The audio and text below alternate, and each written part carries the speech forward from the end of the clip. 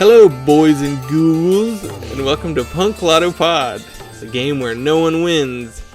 Grease up your cool flat tops, because we're going on a psychobilly road trip with this one. I'm your co-host, Justin Hensley. I'm your other co-host, Killin' Thrillsley. I don't know. Thrillin' Killsley. That would have been better. Take it from the top. We're cruising down Main Street of Haunted USA.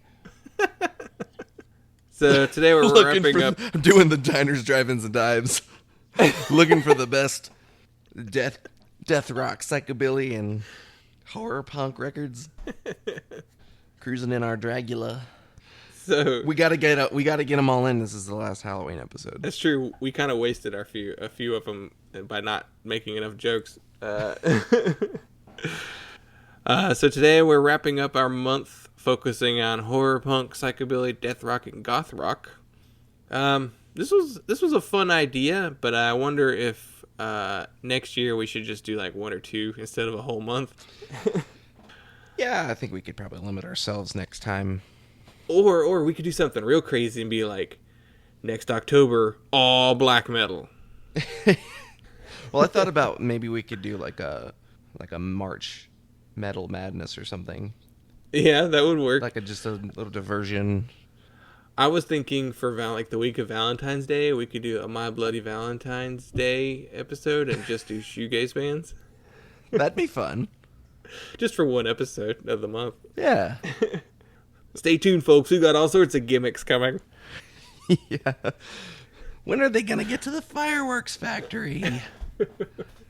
We're gonna get off track. Like every month is gonna be a themed month, and we're just never gonna have consistent. Never return to format. I do think we should do in January. We just do like a best of 2018.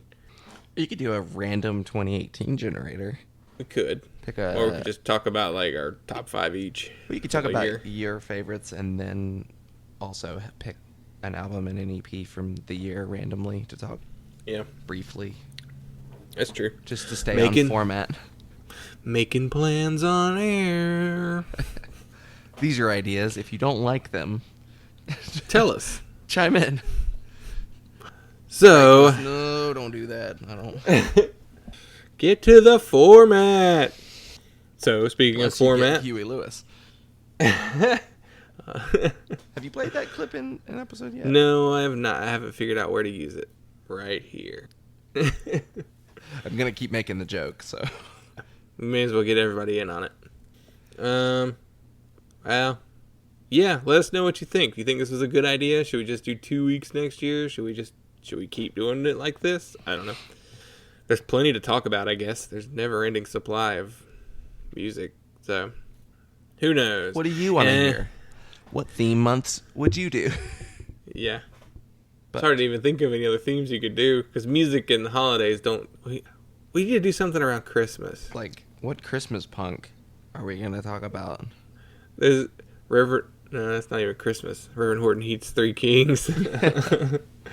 There's like some weird Christmas punk comps that suck really bad, but... Yeah.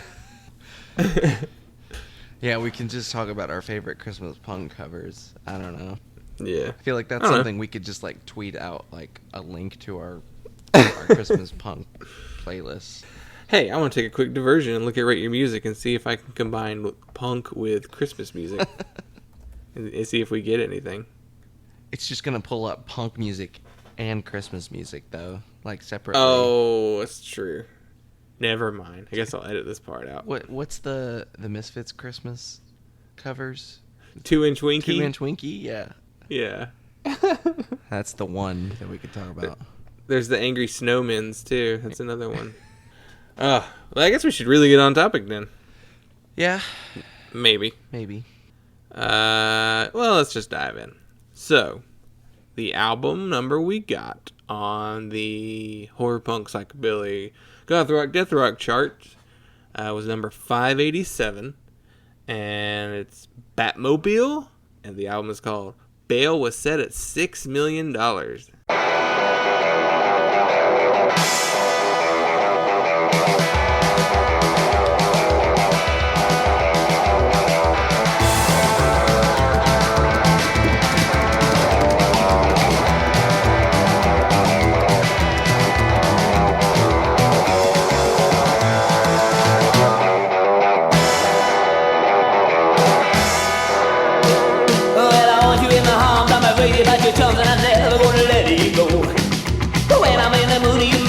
so good, well, I wanna go to love you so. I can get enough of that way that they go low. Baby, it feels so right. I wanna when I'm gonna make a love to you. Baby, with all of my mind. Kiss me now. I'm sitting in my fridge. I got a girl in each and an inch with the neck of a star. I'm gonna swim the night. I'm gonna run the fastest from my energy is still at some. 40 cups of coffee already even enough to give It is Batmobile, right? It's not Batmobile. Why would it be Batmobile? I don't know. Just like a mobile that you put over a baby's crib with like bats on it. I don't think they would. I don't think they would ever call themselves that. You'd be too confused. Everybody would just think it's Batmobile. That'll be my children's psychobilly. Batmobile. That's not even. Go to sleep, little baby. Batmobile yes, they take their name from the Batmobile, from Batman. Their logo is even like the yellow and black Batman logo, except the head is like their 3 heads. Like cartoon style. This is the least spooky album we could have picked for this. Yeah, there's not any. It's psychobilly by genre, but not horror themed. Which is weird because this is the only album in their entire discography that's like this. The rest all have like sci-fi themes and monster themes and also murder themes. You know, yeah. This is the only one that's like just like 50s rockabilly. Like that's all it is, with some psychobilly flourishes. Did what year was this album? This came out. I have it in my notes. This came out in 1988 on Nervous Records, and was the 4th album by Batmobile. They are. It's their 4th album. Yeah, that's so weird. I was thinking like maybe this was like, hey, we should do like a more like 50s nostalgia because like Stray Cats are really popular, but this is like Stray Cats were like 81, 82, like really early 80s. So yeah, I don't know what made them decide to go in a different direction for this one. I get the impression that they didn't really give a shit about psychobilly. I think they only kind of embraced it because it was real popular in the Netherlands for some reason. Speaking of, why are there so many Danish psychobilly bands? There's these guys. There's the Necromantics and the Horror Pops, and there has to be like hundreds more that I don't really know the name of. But I wonder if, I don't know, like there's like a weird, I forget what it's called. There's like a weird subculture of like 50s nostalgia, like in Sweden. And I'm wondering if it's just like Europe in general has this like weird, like American 50s, like rockabilly, classic cars, like subculture. Why? Why do they care about our 50s? Just because it's different, maybe. Because like the 50s here was very different from the 50s in Europe. Yeah, they were still recovering from World War II. So I think like maybe it's just like it's a positive alternate like timeline to kind of be nostalgic about, where they're like it's not like, you know, USSR and like Berlin Wall and recovering from World War II, and I don't know. You think they would hate it just because it's American and we were over here having fun at our diners, dive-ins, and drives and cruising down Route 66 in our going to the drive-in movie with our 3D glasses and our hoop skirts. I don't know. I don't know if we have any European listeners who are chime in. Let us know. Tell us what we're missing, because I'd really love to know. Like, I know about that subculture. Like, I know that it exists, but I don't know anything else. There's a lot of British rockabilly and psychobilly too. Like the Meteors are kind of credited with the psychobilly sound, because even though the Cramps are like called the first psychobilly band, they don't sound like the rest of them because they didn't even have an upright bass. Yeah. And all psychobilly has these giant double basses. And the Cramps didn't even have a bass player. Like, Yeah. which is so funny that they kickstarted a genre and then, like, barely are part of it, other than sound, maybe. But, like, the Meteors, they're a British band. And then, like, Demented Argo, they're Welsh. And Nervous Records is, like, a kind of a big psychobilly label. Like, they've put out Demented Argo and the Necromantics and a ton of other bands I've never, ever, ever heard of. A lot of bands with tones in the name. Which is a trend that the U.S. would adopt with their ska bands. Yeah. Rockabilly in general, it's really weird. Like, people are committed to it. Like, it's like almost like purely fictional. Like, there's way more rockabilly, like modern rockabilly bands, like rockabilly revival psychobilly bands, than like actual musicians that played music that sounds like that from the 50s. Because popular music in the 50s was like terrible, and so much of it was just like pop crap. And a lot of big band stuff was still popular. I guess R&B, well, that didn't really take off till the 60s. Well, I mean, you have like your forefathers, foreparents of rock and roll that definitely influence it. I mean, your Chuck Berry and your Big Mama Thornton and Sister Rosetta Tharpe and, you know, other R&B and really, really early rock and roll. But most of that doesn't really sound like rock. No. I mean, Elvis has a little bit of it, but even then it's not that much. Like Bill Haley and his Comets. Yeah. They have a little bit of it. Yeah, I have listened to like some rockabilly from the time, and it doesn't really sound the same as what they're doing now. Yeah. I don't know. That's to say, Batmobile, would you even call them a psychobilly band? I mean, I know there are other stuff, yes, but this album, not really. I mean, sort of in the same way that you call Reverend Horton, because Reverend Horton Heat doesn't really have any of the like sci-fi. Yeah. I mean, there's definitely like a lot of like crime. Yeah, there's a lot of drugs that influence drinking his lyrics, and that I could see that being into psychobilly. Yeah. Like, it's really just more like dark subject matter. Yeah. With like really lighthearted sock hop music. Malt shop. Yeah, so the lineup on this record, as it is on all Batmobile albums, is Jeroen Hammers on guitar and vocals, Eric Hammers, I'm assuming it's Haamers, on double bass, Hammer, I don't know, and Johnny Zwiedhoff on drums. And the producer on this album was Bertus Borgers.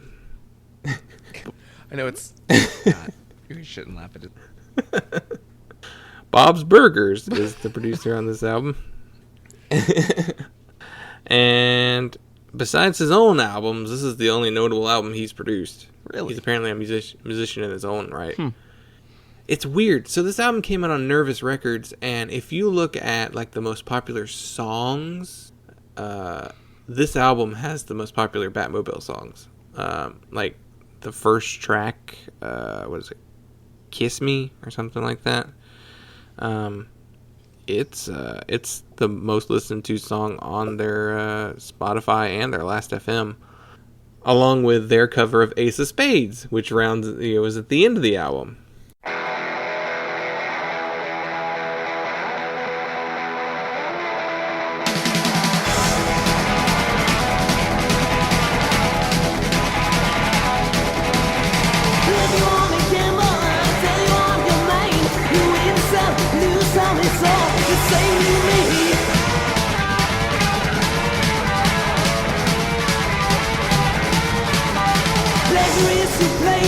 Makes no difference what you say.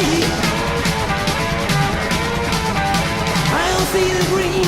The only guy for me is the ace of spades. The ace of spades.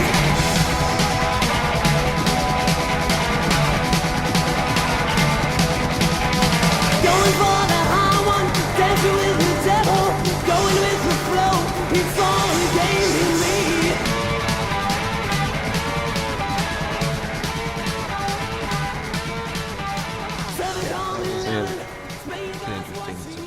Yeah. It's a pretty good cover, but it totally reminds me of that, like, mid-2000s era where, like, you just downloaded songs off of Napster and you downloaded, like, covers. Random covers and made a burnt CD with them. That's totally what this is. I'm sure this is probably the only song they've even heard. Mm-hmm. By Batmobile. But it's weird. They've been around forever. They formed in 1985. And besides a brief hiatus from 2000 to 2003, they never broke up. Like, they still play... What did they say? They don't tour anymore, but they still play at least one show a month or something like that. That's what the Wikipedia said.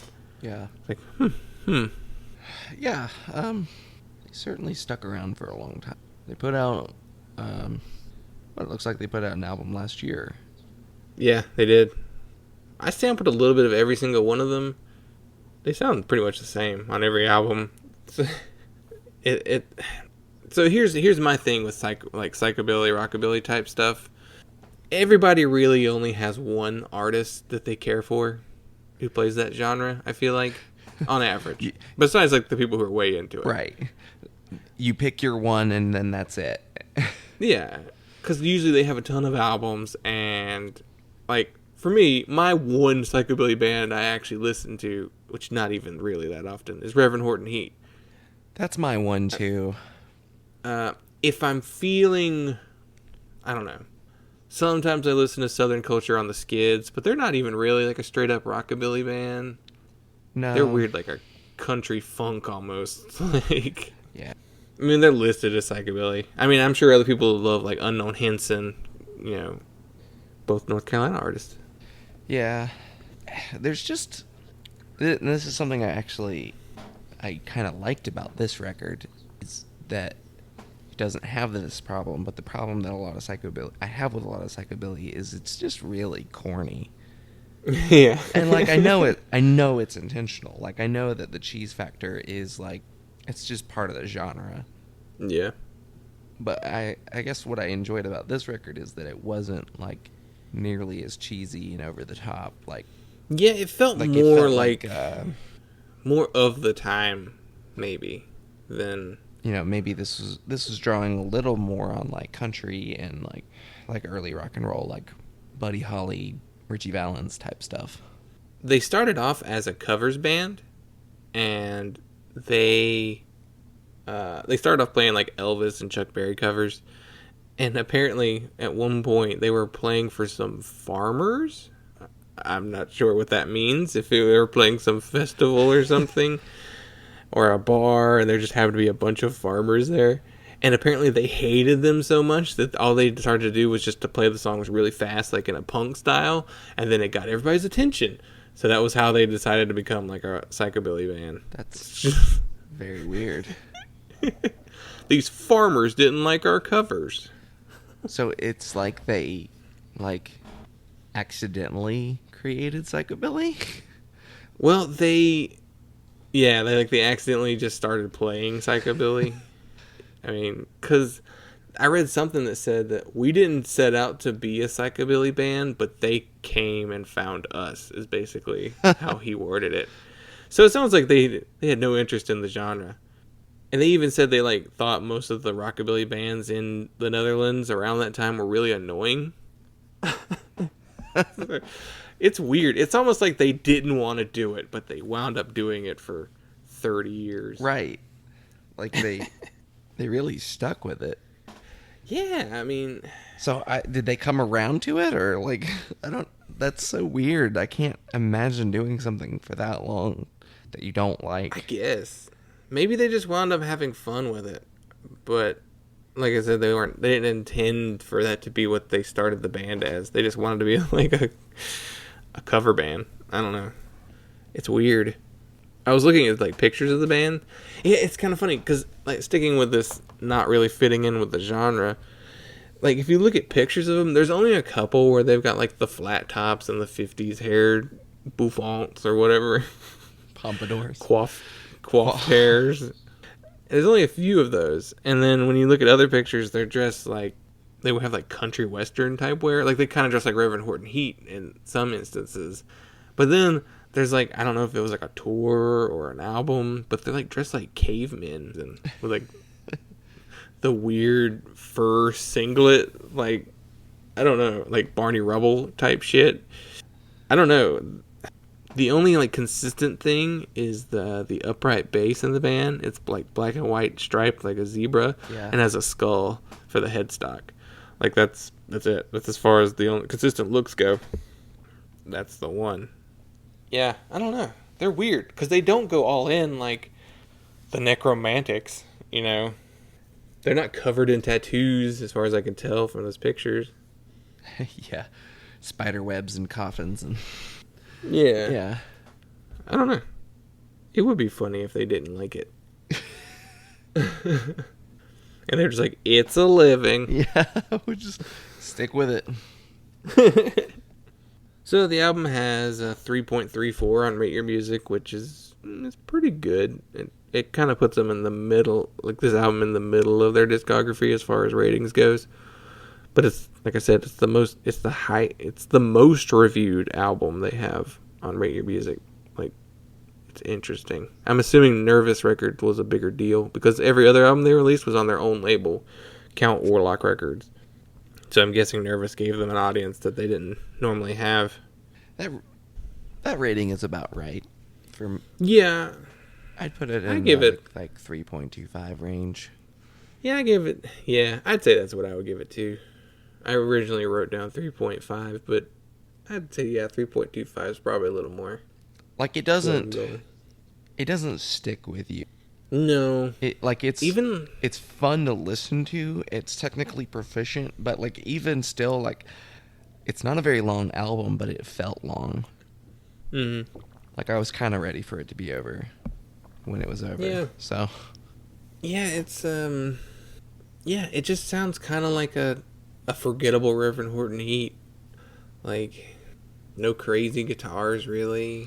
There's definitely some good guitar playing. I mean, the musicianship on the record is good all around. I mean, just the skill that it takes to play an upright bass that fast, deserves a lot of credit. They apparently recorded one album with just a regular bass, and like people hated it. They're like, it doesn't sound right, and it doesn't have that click. Yeah. Which I don't understand the physics of how that happens. I guess it's just the strings hitting the fretboard, but I've played with an upright bass and I couldn't get it to make that sound. It's like, make the psychobilly sound. That's half the fun of this instrument. Otherwise, it's just doot, doot, doot. Maybe you're playing too slow. Yeah, you really got to hit the strings, I guess. Yeah. But it was like somebody's like vintage like 1940s upright bass. I didn't want to. So you didn't want to ride it like a surfboard? I did not spin it around. Ride like a horse. Saddle it. Straddle it. Like the end of Doctor Strangelove. Yeah. Well, do we have anything else to say about Batmobile? Batmobile. This is my Batmobile. I'm going. It's the Psychobilly Who cover band. Going Batmobile. Nah, I think we can move on. Spooky. Not really. Nah. All right. Well, I'm gonna have even less to say about this next one. I guess staying on our album topic. One thing I had thought of was like this album made me think of like, do you ever get a moment where you think, are you even there? Yeah, I'm still here. I was making sure you didn't go to the bathroom too. You have to edit that. But do you ever think about like alternate realities of yourself, like where you're like, oh, what if I like went in this direction in my life instead of where I am now? Like, this album really made me think of like I very easily could have gone in a like rockabilly, maybe not full on psychobilly, but like a very much like a rockabilly 50s nostalgia subculture direction.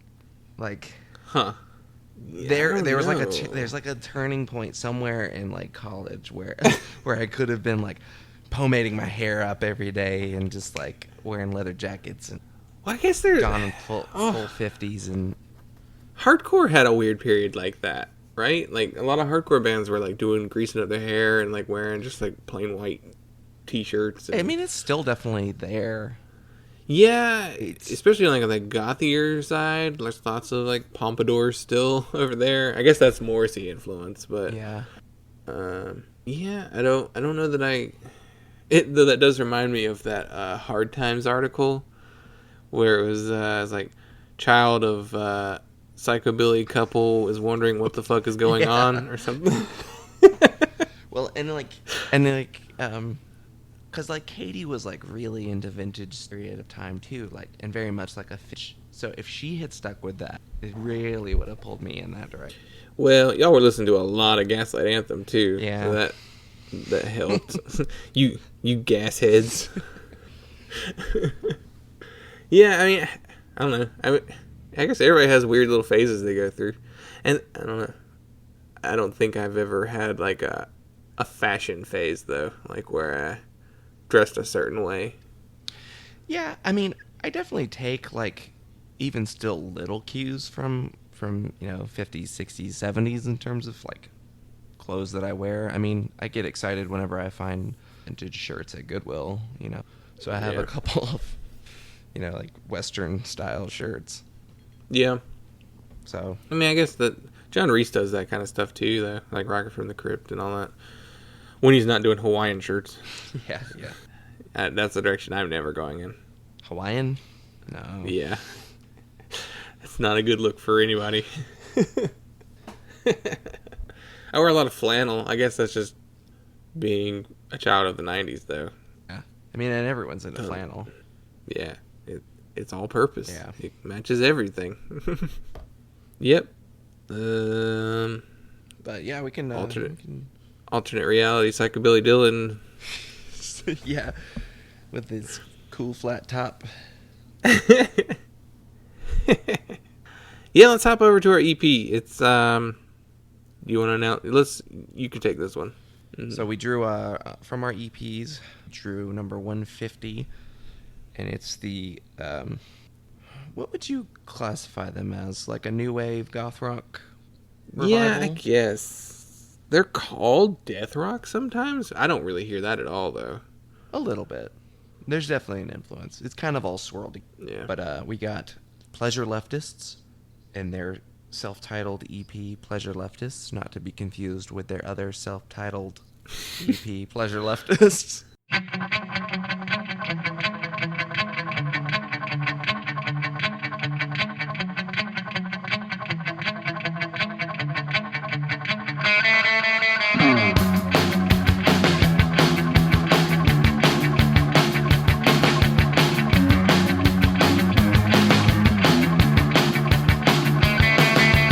Peace on the bikers, peace on the both sides.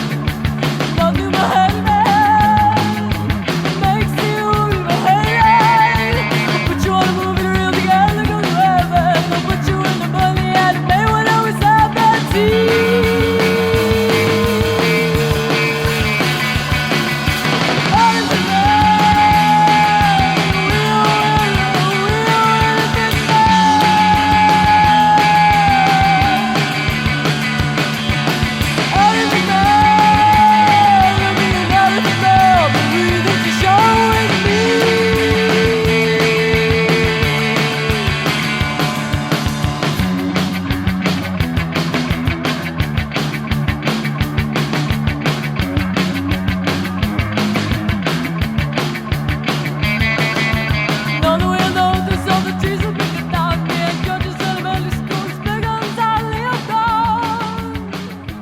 Yeah. This is the one released in 2013. Yes. It's actually the second Pleasure Leftists self-titled EP. This is this was the first thing I heard by them. Oh, really? I stumbled across it on Bandcamp, probably back in 2013. I think I actually wrote something about it on. I think it was. I'm pretty sure it was this one. You should pull that review up and then just read it. How uninformed was I? This came out 2013 on Deranged Records. Deranged is an interesting label. They put out a lot of good stuff. They put out that first Wild Honey album. Yeah, the first full length. Yeah, they've done a ton of Chris Callahan projects. Like they've released Left 4 Dead and Burning Love and Mature Situations. They've done Fucked Up. They've done The Men. They've done Tenement. They kind of like specialize in that noisy, kind of garagey style of music. And like there's definitely some gothy stuff. Like Pleasure Leftists definitely fall into that too. Can't find that article. I wonder if that's one of the original Figureheads articles that disappeared. Maybe. When you moved servers. But anyway. Less about our numerous attempts at starting music blogs. How many have we done? People 5? like us. This is just the audio version of that. Podcasts are just blogs for millennials. I'm gonna start a message board. You tried that twice. year-old me, just like me. That's what we get for being homeschooled. Why don't I have any friends? Because you don't know anyone. That's why. Not that you're unlikable. You just don't know anybody. Not that it really would have helped if we had gone to public school where we lived. No. We'd still have been hanging out with Patrick. I mean, the guy who lived in our neighborhood who was into black metal and horror movies. Yeah. Just like... Because our other friend of choice that we could hang out with was a guy who liked country music and NASCAR. Yeah. I mean... That's not my life. As homeschoolers, we made friends with people that we're still friends with, so... I got one. I can't think of too many. That's fine. So what we're saying is that we have always been... nerds. Finding our identity through music. I mean, if you're listening to a punk podcast... You do too. Yeah. One of us. Gabba gabba, we accept you, one of us. It took me a while to realize that he was quoting the line from Freaks in that song. Is that what that is? Gabba gabba, we accept you, one of us. Oh. That's the line from Freaks, and that's what he's doing. Except he's got his gabba gabba, we zip. That Joey Ramone style of unenunciating words. Yeah. But, yeah, what did you think of this EP? Because I was familiar with it already. And well, I think it sounds like all the other Pleasure Leftist songs.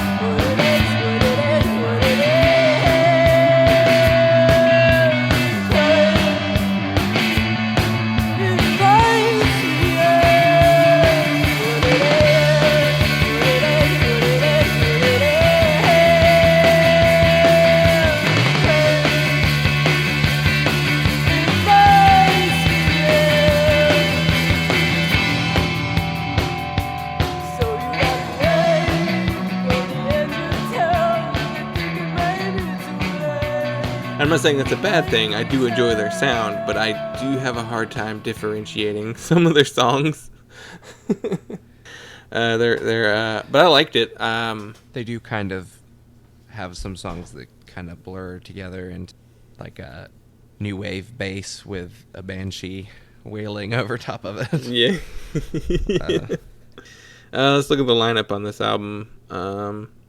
It is Haley Morris on vocals, Steve Peffer on bass, Kevin Jaworski on guitar, and Mark Terveen on drums.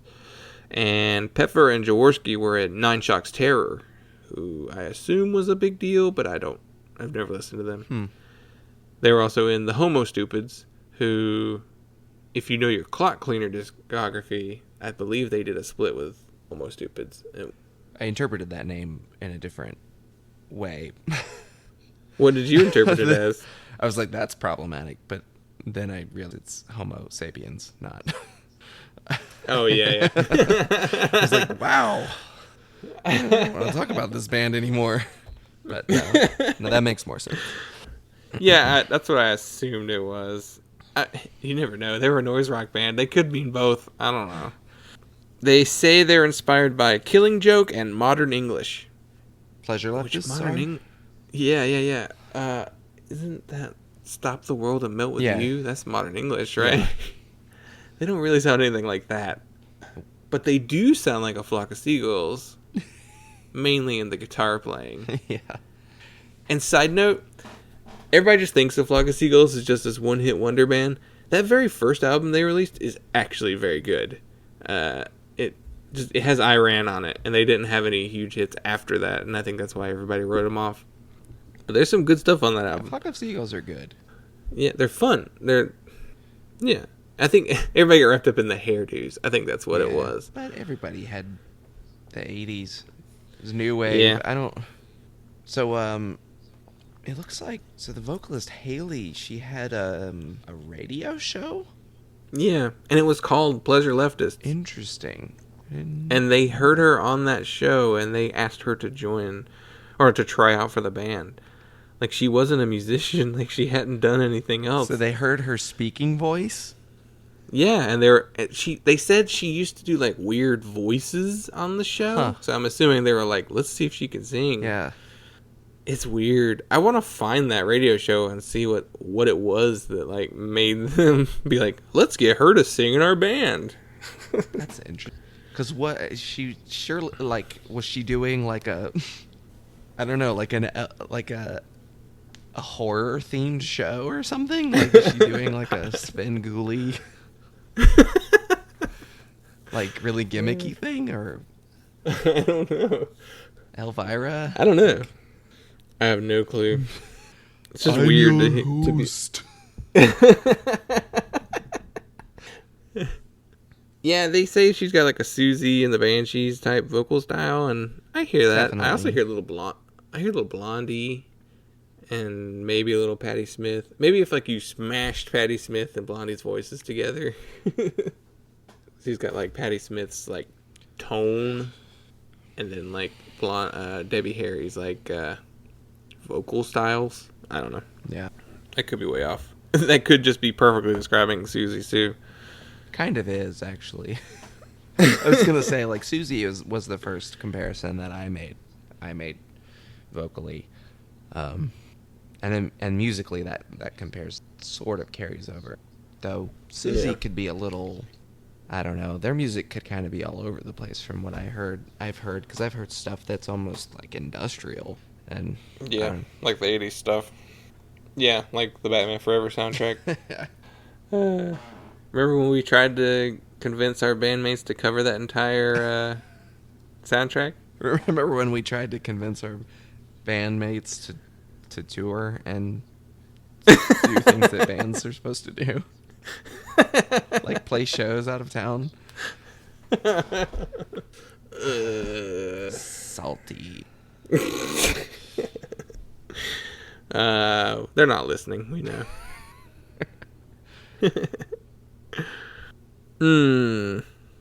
What's cool about Pleasure Leftists is they definitely have a very 80s sound, but they don't feel like copycats of anybody. You know?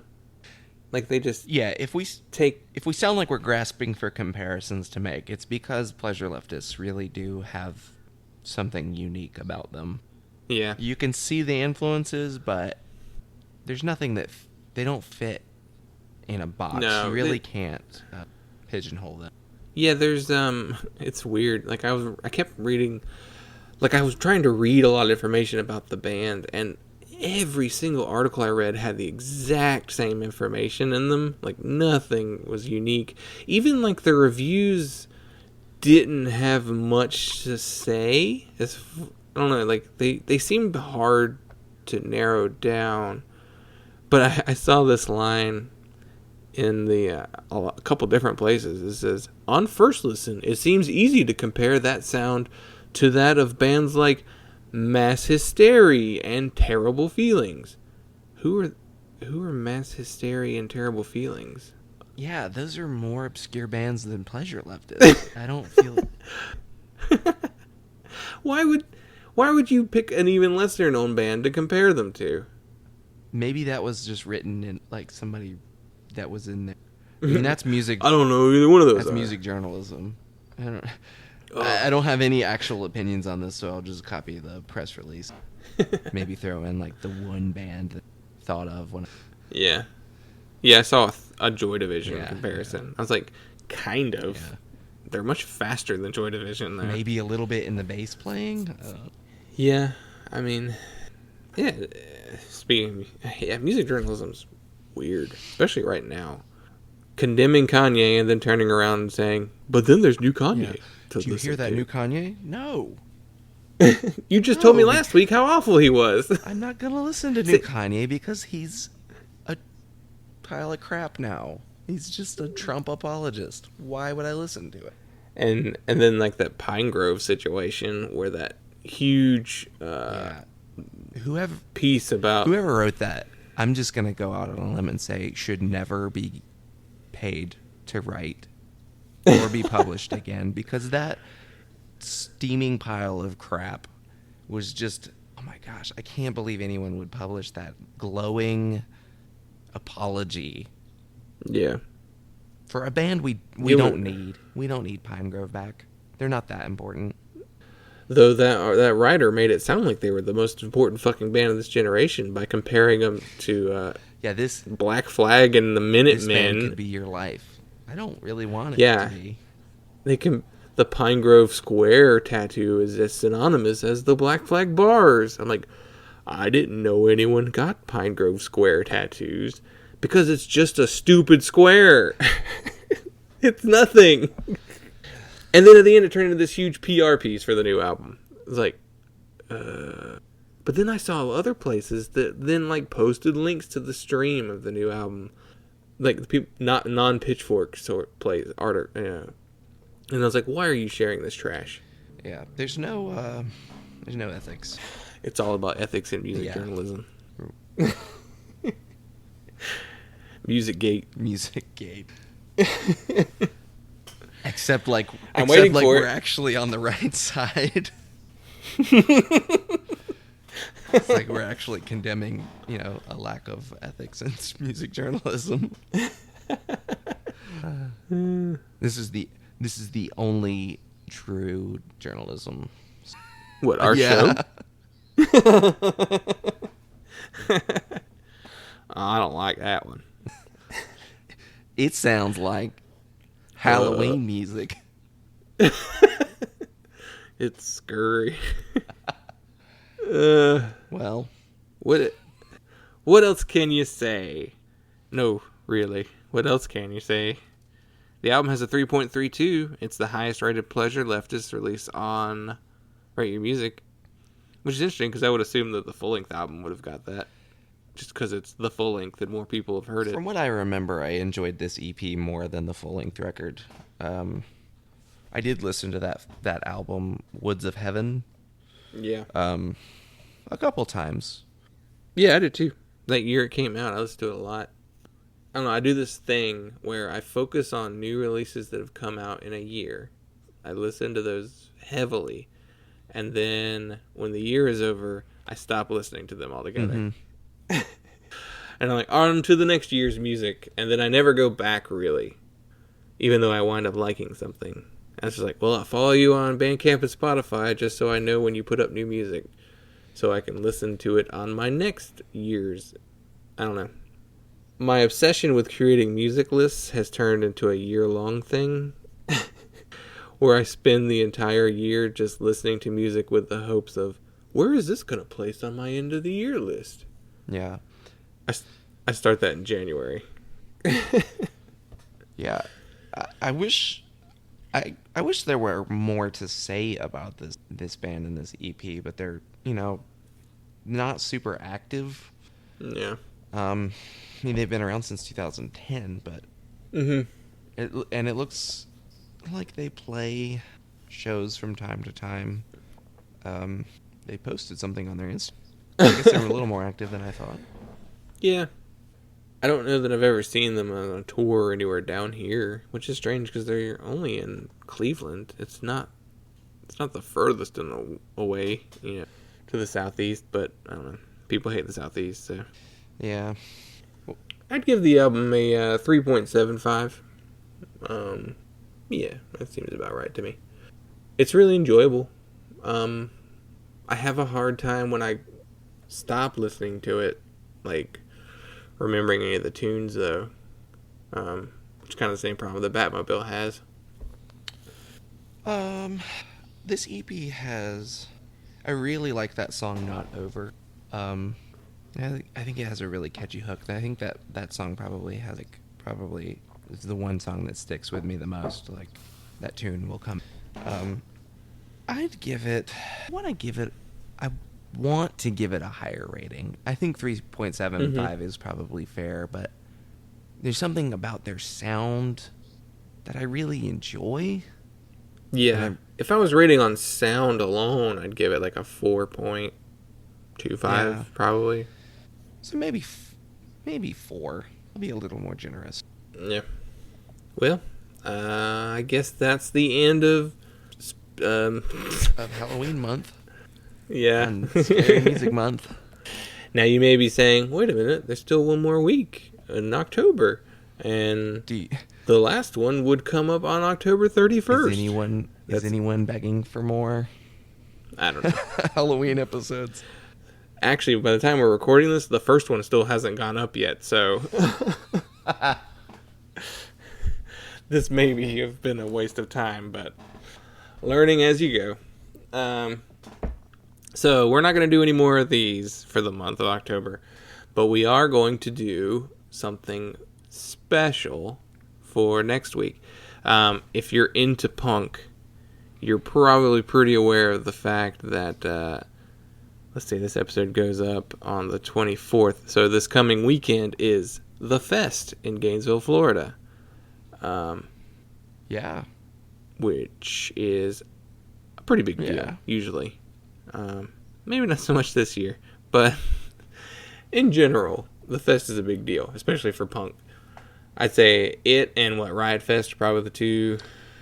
I wish that there were something else comparable. Pooza? Yeah. That's like all primarily punk. It's just in Montreal. Wrecking Ball was almost comparable, but not really. It was all in one venue, though. Yeah. I mean, South by Southwest in terms of like multiple venues, pretty much just taking over the whole city. But South by Southwest is such a massive thing and really not confined to just punk. Crazy Fest, but again, that was one venue as well. Yeah, I mean, South by Southwest is probably the most accurate comparison as far as like style of festival. Especially the entire city of Gainesville turns into a music festival. And so numerous music venues participate and have different bands playing at the same time. And it's all scheduled by the Fest committee, I guess, whoever books everything for Fest. Yeah, this will be, let's see, I started going at Fest 7, and this is Fest 16, right? Or is this 17? This is Fest 17. Yeah, so this is what, 11 years I've been going now? I went... And so what we decided... My first fest was Fest 12, so this is my fifth fest. Math? No, sixth best. Yeah. At homeschool math. Homeschool.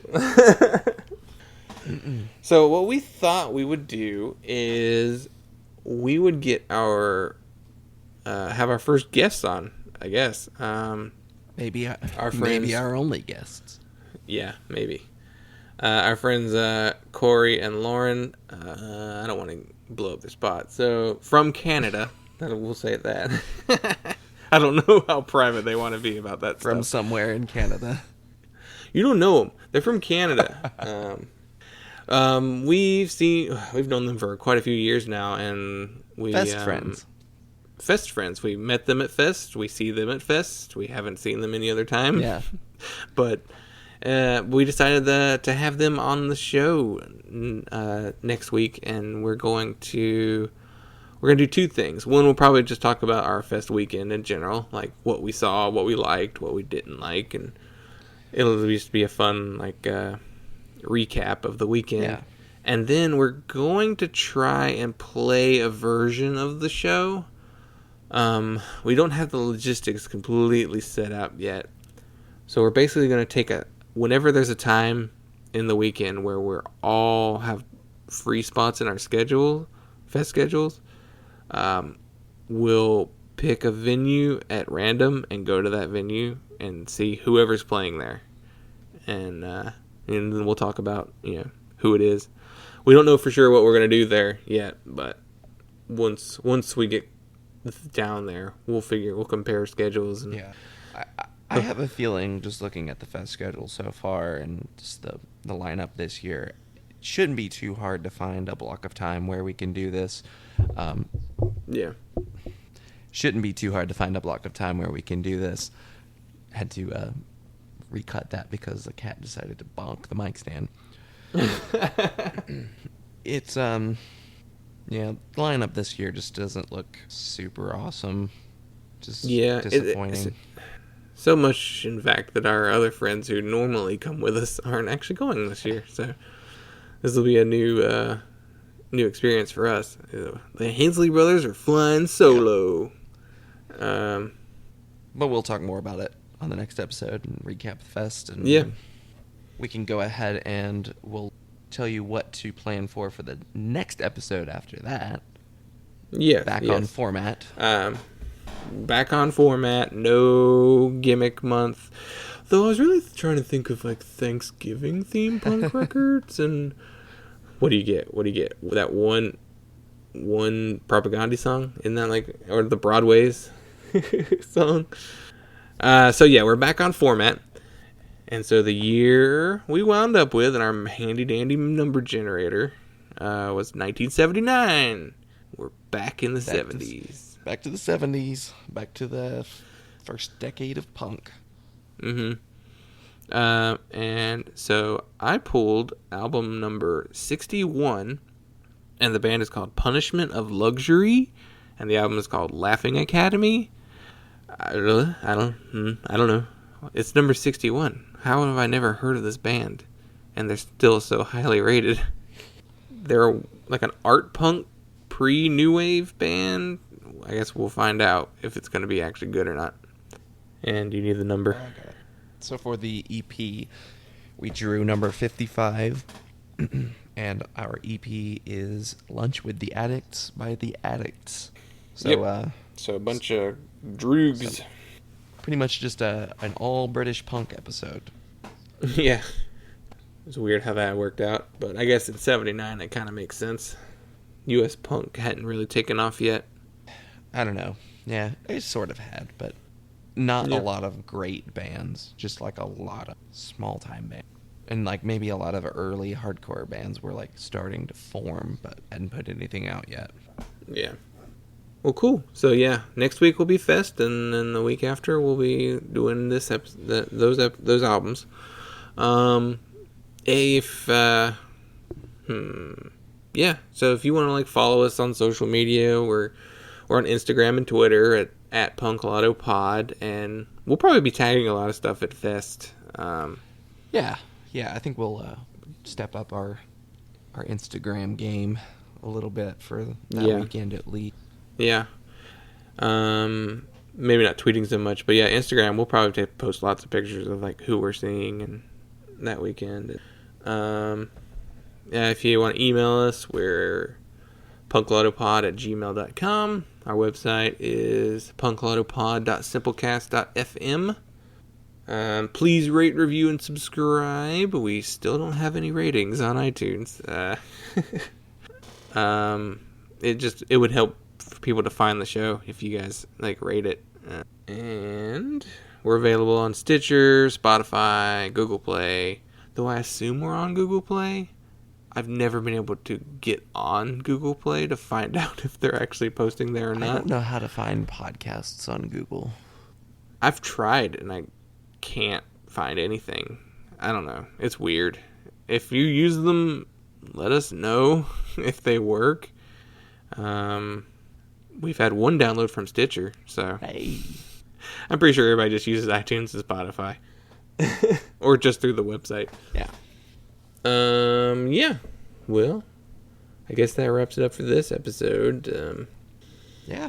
Anything else to add? Not really. As always, thanks for listening. Play responsibly. Oh yeah, did we lose? Did we win? I think Yeah, we won on this one. Not by much. Like maybe we were up $20 or something. Yeah. But we didn't lose anything. All right. Happy Halloween, everybody. I